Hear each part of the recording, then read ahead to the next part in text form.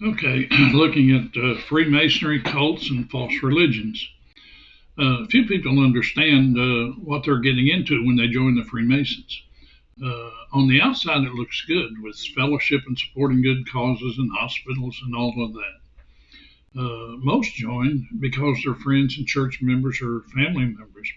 But Freemasonry includes the local lodges, the York Rite, the Scottish Rite temples, Shriners, and then there's a Prince Hall, which is for the black people. And they also have the Eastern Star Lodge for their wives and their adult daughters. And there's a Demolay for the boys. For girls, there is Jove's daughters and the Rainbow Girls. And all of these are considered to be spiritually adopted into the Masonic order. Albert Pike's Morals and Dogma tells us that the highest degree, the highest level of Masons deliberately deceive the Masons of lower levels. And they say part of the symbols are displayed there to the initiate, but he is intentionally misled by false interpretations. It is not intended that he shall understand them, but it is intended that he shall imagine he understands them. And that's from Albert Pike's Morals and Dogma on page 819. Most Freemasons sincerely but wrongly believe that Freemasonry is not a religion. How can they be so wrong when they are so sincere? Tom McKinney says they were told upon entering the lodge that whatever their religion, Masonry would not conflict with or contradict it. They believed this because sincere men told them so. And those sincere men who told them to believe it, because an earlier generation of sincere men had told them the very same thing. And so this deception, which originated as a lie in Masonry's dark beginnings, is perpetuated generation to generation. And that's according to Tom C. McKinney. Please tell me on page 82. Freemasons think of Christianity as that which has become encrusted in inflexible biblical doctrines and of theological barnacles. Drop the theological barnacles from the religion of Jesus as taught by him and by the Essens and the Gnostics of the first century, and it becomes Masonry. Masonry, in its purity, derived as it is from the old Hebrew Kabbalah, as a part of the universal religion of the remotest antiquity. And you'll see that in J.D. Buck's Mystic Masonry on page 119. And it mentions the Kabbalah in that reference. And there's a video we have on this channel on the Kabbalah, which is a demonic teachings. Then we have Alice Bailey, a member of the Occult Theosophical Society, confirmed that the Freemasonry nature, or confirmed the Luciferian nature of Freemasonry. And she stated that the Masonic movement is the custodian of the law, the holder of the mysteries, and the seat of initiation. And she goes on to say a far more occult organization can be realized and then intended to be the training school for coming advanced occultists. So sadly, nearly all Christians fail to see that Freemasonry is an occult organization. Alice Bailey said that Satan would infiltrate the church with Freemasonry, which is a training school for the coming advanced occultists that will play their part in the establishment of the world order, of a new world order of the Antichrist. It has already been proven that 37% of Freemasons are members of the Southern Baptist churches. Freemasonry as a religion is that of the occults. Look at what some say about Freemasonry. So let's stop there just a second. We said 37% of Freemasons are members of the Southern Baptist Church. And we also have a video on that, Freemasons and the Baptist churches. So look at what some say about Freemasonry. Masonry, like all the religions and all the mysteries, Hermeticism and alchemy, conceals its secret from all adept the adepts of the sages or the elect, and uses false explanations and misinterpretations of its symbols to mislead those who deserve only to be misled, to conceal the truth, which it calls light, from them and to draw them away from it. And that's Albert Pike in Morals and Dogma, page 104. Drop the theological barnacles, timeless biblical truths, in other words, from the religion of Jesus as taught by him and by the Essenes and Gnostics of the first centuries, and it becomes Masonry. Masonry in its purity, derived as it is from the old Hebrew Kabbalah as a part of the great universal religion of the remotest antiquity, and that's in J.D. Vogt, Mystic Masonry on page 119. Freemasonry is not Christianity. This is said by Albert Mackey in the Encyclopedia of Freemasonry on page 162.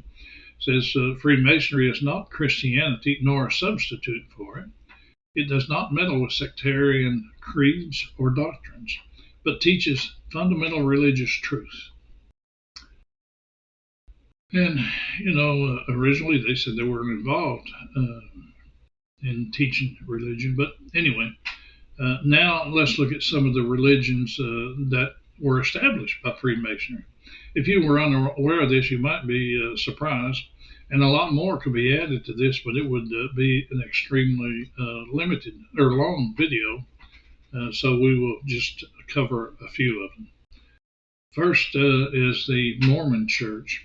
It was founded by Joseph Smith, and it's also called the Church of Jesus Christ of Latter-day Saints.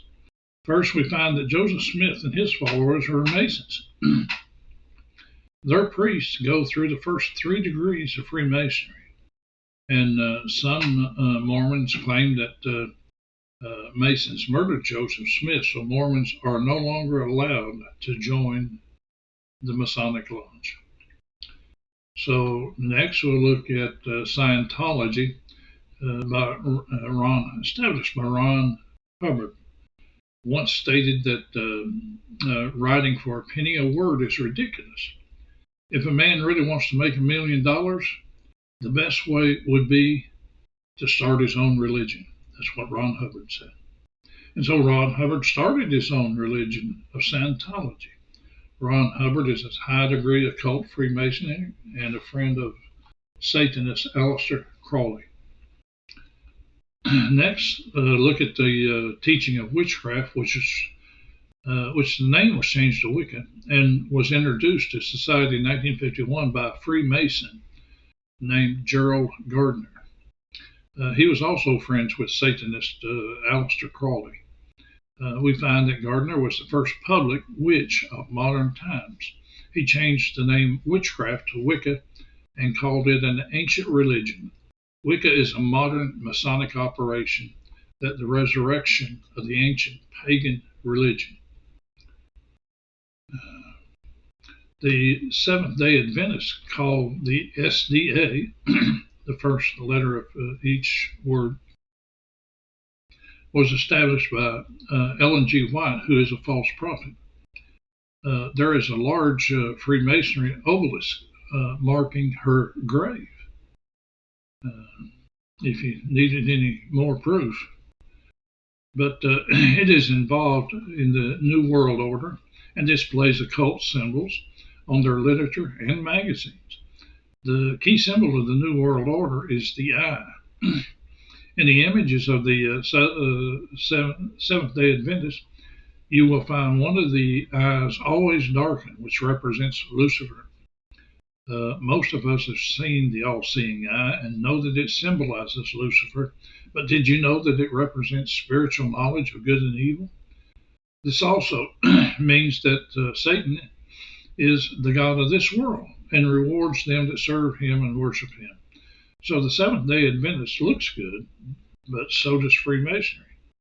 But they support, both of them, support good causes such as the Shriners Hospital, philanthropy, and good works. Masons have a motto that says, making good men better. Does this get them to heaven? No. The Luciferian god of Freemasonry is called the great architect of the universe. commonly stated by the first initials of each word, GAOTU. So this should tell a real Christian that Freemasons is wrong. An architect takes things that presently exist and uses them to build something else. And I want to tell you that my God is not an architect. He created the world out of nothing. So, and most men don't know what they're getting into when they join the Seventh-day Adventists, just like the men who join Freemasonry. They trust some friends and family members and even church members that invite them. And then, just like the cults of the Jehovah's Witnesses and the Mormons,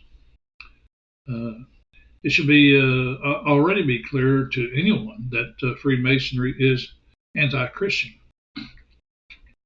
They have their roots in the Kabbalah, so it is obvious that they oppose Christianity. And for information on the Kabbalah, see our video on this channel on the Kabbalah. Freemasons are not even supposed to mention the name of Jesus in their lodges. Even so, Masonry provides salvation without Jesus Christ.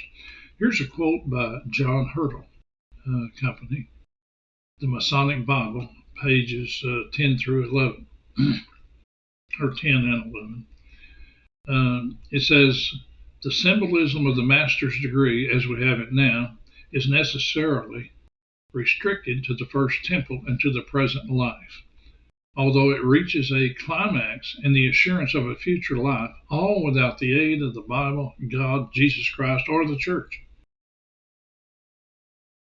Did you get that? It says it reaches a climax in the assurance of a future life without the aid of the Bible, without the aid of God, without the aid of Christ, or the church.